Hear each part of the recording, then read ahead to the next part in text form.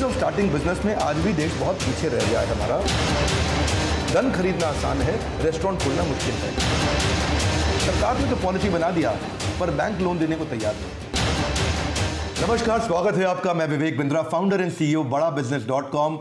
अच्छा लग रहा है आज हमारे देश के एमएसएमई के मुखिया श्री नितिन गडकरी जी फ्रॉम नागपुर से हमारे साथ लाइव हैं। पिछली दफा एमएसएमई से हम गिरिराज सिंह जी को लेकर आए थे, आज हमारे साथ में नितिन जी हैं और बिजनेस को लेकर के उनकी पकड़ बहुत मजबूत है। आज के समय कोरोना क्राइसिस के बाद आने वाली लगातार कंटिन्यूअस प्रॉब्लम्स, लगभग 12 करोड़ लोगों की नौकरी जा चुकी है, 4 करोड़ वर्कर वापस लौट चुके हैं, 3 करोड़ लग रहा है कि वापस और जाएंगे। 3 लाख करोड़ का जो पैकेज एमएसएमई ने अनाउंस किया है उसके बारे में आज कुछ सख्त, कुछ मीठे, कुछ सीधे प्रश्न आज व्यापारियों को रिप्रेजेंट करते हुए मैं सीधा पूछना चाहूंगा।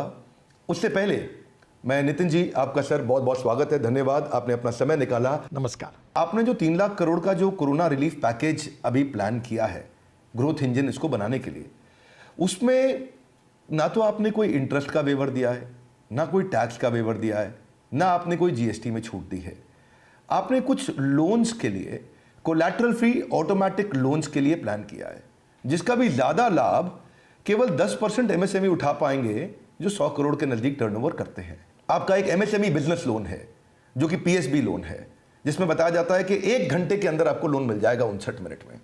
अगर हम इसको देखें तो आप लगभग 50,000 लोन प्रपोजल तो आए थे, लेकिन अप्रूव केवल 27,000 हुए, या सैंक्शन केवल 27,000 हुए अप्रूवल के बावजूद, वो 50% ही रह गया केवल। गैप बहुत बड़ा है।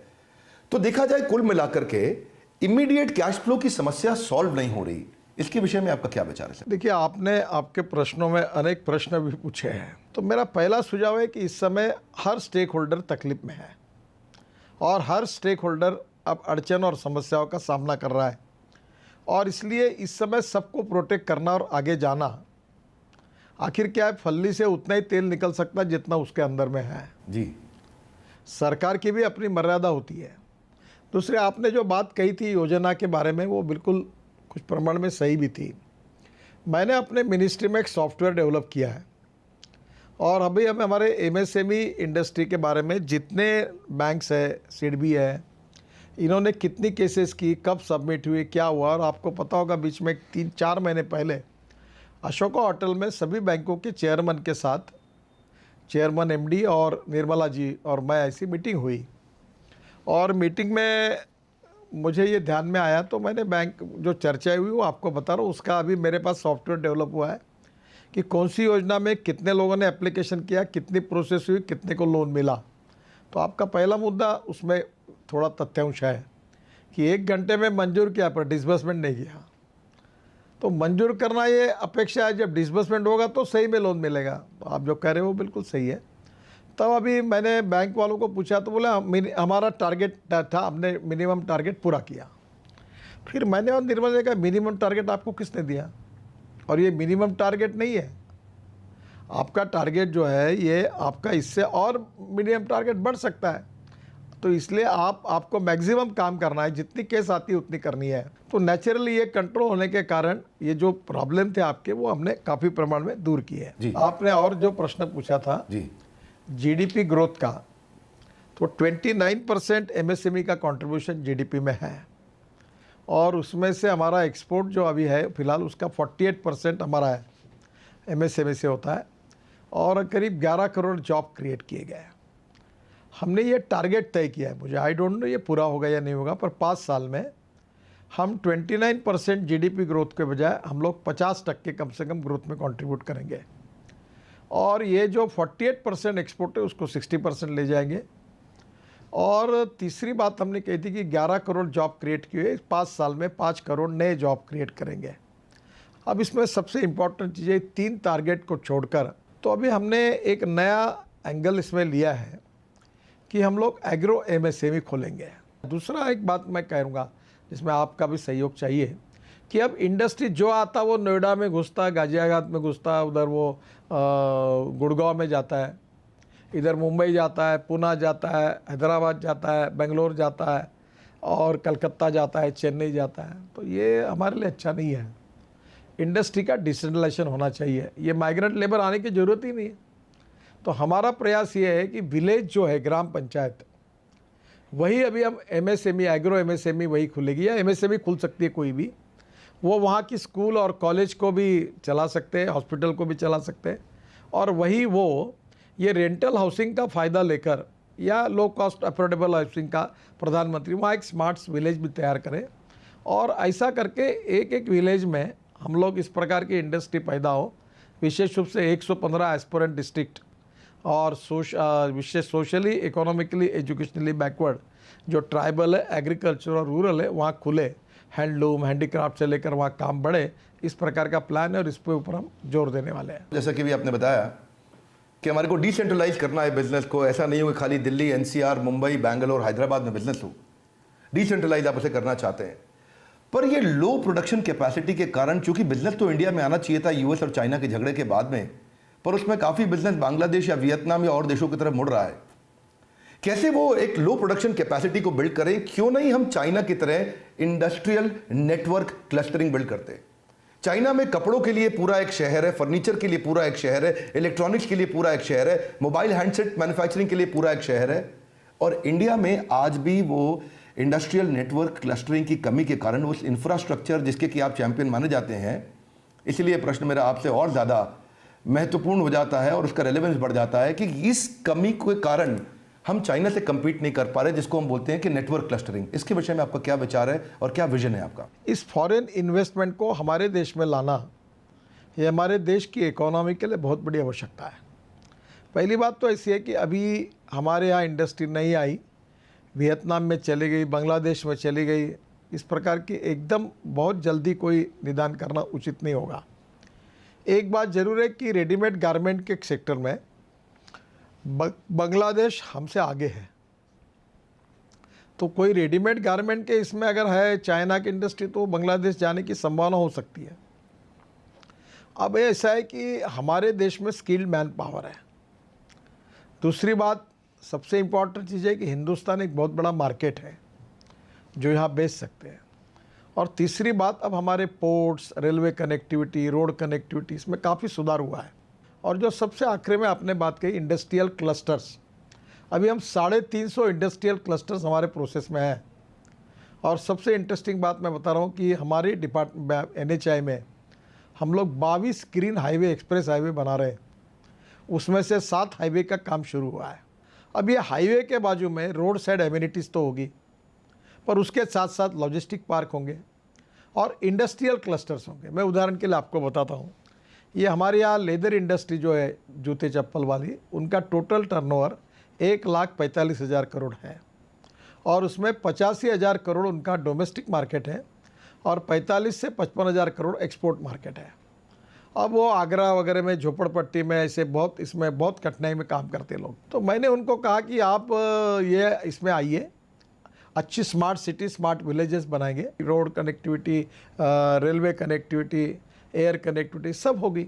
तो आप ये इसमें इनिशिएटिव राज्य सरकार ने भी लेना चाहिए, क्योंकि आखिर ये जो सब्जेक्ट है इंडस्ट्री का, ये there are 3 list. One is state list, जो स्टेट गवर्नमेंट काम करती है, सेंट्रल लिस्ट, और सेंट्रल सरकार, भारत सरकार काम करती है, और कॉन्करेंट लिस्ट, या दोनों काम करते हैं। तो ये कॉन्करेंट लिस्ट में है। तो मैं इस प्रकार के इंडस्ट्रियल क्लस्टर्स अब बनाना चाहता हूँ। आपकी सरकार में एक अच्छी बात नितिन जी ये तो रही है कि ईज ऑफ डूइंग बिजनेस में आप 150 से 125 से कहीं 100 के अंदर, फिर आप 77वीं रैंक पे आए 2019 में, और आज आप 63वीं रैंक पे हैं। लगातार प्रोग्रेस किया उस पर, ये तो एक अच्छी बात है। परंतु एक कमज़ोर बात भी है साथ में कि ईज ऑफ स्टार्टिंग बिजनेस में आज भी हम 136वीं रैंक पे, यानी कि बहुत ही कमज़ोर स्थिति में खड़े हैं। नई दिल्ली के अंदर अगर किसी को रेस्टोरेंट शुरू करना है तो उसको 45 डॉक्यूमेंट चाहिए, 26 लाइसेंसेज में से एक जो खाली दिल्ली पुलिस उसको देती है। यानी कि रेस्टोरेंट शुरू करने के लिए 26 में से किसी एक लाइसेंस के लिए 45 डॉक्यूमेंट चाहिए, जो कि अगर आप सिंगापुर में देखें तो केवल 4 या 5 है, सिंगापुर और जापान में। यानी कि बिजनेस शुरू करना आसान है। अब इसमें दूसरी तरफ देखें, 45 डॉक्यूमेंट रेस्टोरेंट खोलने के लिए चाहिए उसको, लेकिन बंदूक खरीदनी हो तो केवल 19 डॉक्यूमेंट में ले सकता है वो। गन जाकर के दिल्ली पुलिस से 19 डॉक्यूमेंट में ले लेगा। यानी कि गन खरीदना आसान है, रेस्टोरेंट खोलना मुश्किल है। सुनने में अच्छा नहीं लगता, पर ईज ऑफ स्टार्टिंग बिजनेस में आज भी देश बहुत पीछे रह गया है हमारा। अब वो तभी आगे बढ़ेगा जब नए स्टार्टअप और नए बिजनेसेस चालू होंगे, और तभी इकोनॉमी में कंजम्पशन की विचारधारा बढ़ेगी, और तभी बिजनेसेस आगे बढ़ेंगे, तभी एमएसएमई मजबूत होगा। इस विषय में क्या कहना चाहेंगे? देखो, आपकी बात बिल्कुल सही है, इसमें काफ़ी सुधार करने की आवश्यकता है। एक ही जगह एक ही एप्लीकेशन हम दे दें, और उसके बाद जो 25 डिपार्टमेंट का जो एप्लीकेशन जाएगी उसका टाइम पीरियड रहेगा, वो जिस तारीख को उसको फॉरवर्ड होती है उसके उतने 15 दिन के अंदर वो अपना जवाब दे दे चेक करके। अगर उसने नहीं दिया तो वो पॉजिटिव है समझ के आगे जाना। और इस प्रकार की एक transparent, time bound, result oriented, corruption free system, ecosystem करनी पड़ेगी।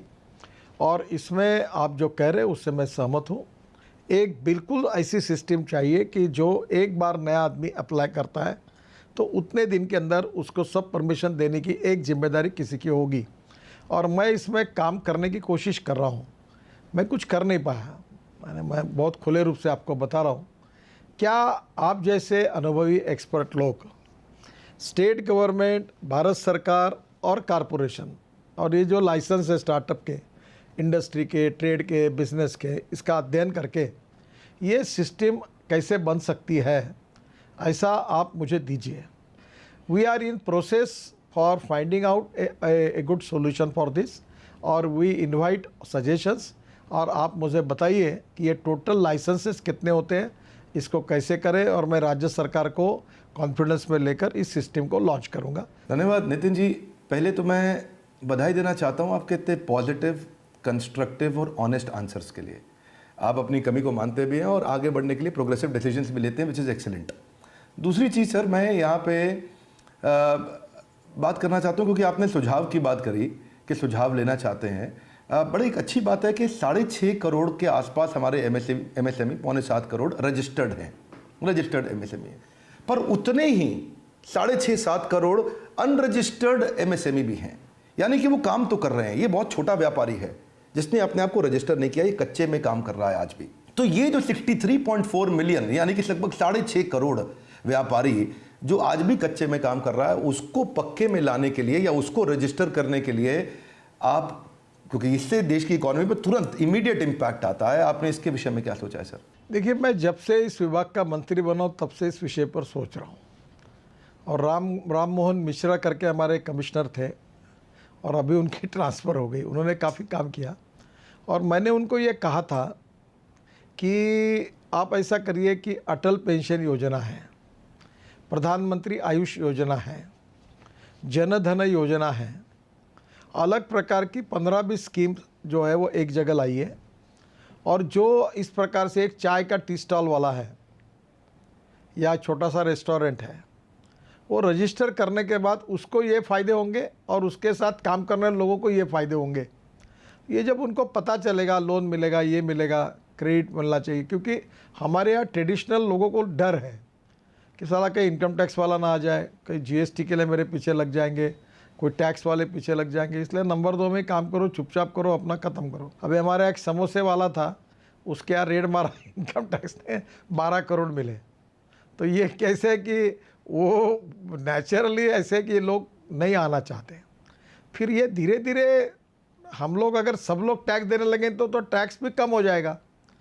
तो मैं ये मानता हूँ कि इसके लिए उनको कोई बेनिफिट देने पड़ेंगे। दूसरा ऐसा और एक था कि हमारी ये व्याख्या न बदलने के कारण एक ही आदमी 6 एमएसएमई खोलता था, 7 एमएसएमई खोलता था।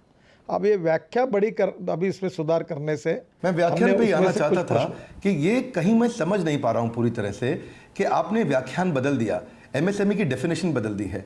1 करोड़ तक की इन्वेस्टमेंट और 5 करोड़ का टर्नओवर माइक्रो मानते हैं, और 10 करोड़ तक का इन्वेस्टमेंट और 50 करोड़ के टर्नओवर को आप स्मॉल मानते हैं, और मीडियम 20 से 100 करोड़ हो गया, इन्वेस्टमेंट 20 करोड़ का 100 करोड़, जिसको शायद आपने भी कुछ और बढ़ाया, जिसको आपने और बदला है। 250 करने का हमारा विचार है। धन्यवाद सर। इसमें जो फायदा हो रहा है नितिन जी, वो फायदा बड़ी ऑर्गेनाइजेशन को हो रहा है, वो तो लाभ उठा पा रही है इसमें, क्योंकि वो अब आसान कैटेगरी में आ गई है। यानी कि जो पहले कॉर्पोरेट था, आज उसको एसएमई का बेनिफिट मिल पा रहा है, एमएसएमई का बेनिफिट मिल पा रहा है, बड़ी ऑर्गेनाइजेशन को। पर जो सबसे ज़्यादा बड़ी संख्या में सबसे छोटा व्यापारी है, वो तो अभी भी पिस रहा है, और उसको अभी भी लोन आसानी से नहीं मिल रहा, उसको अभी भी काम करने में तकलीफ आ रही है, उसका कैश फ्लो कमज़ोर है।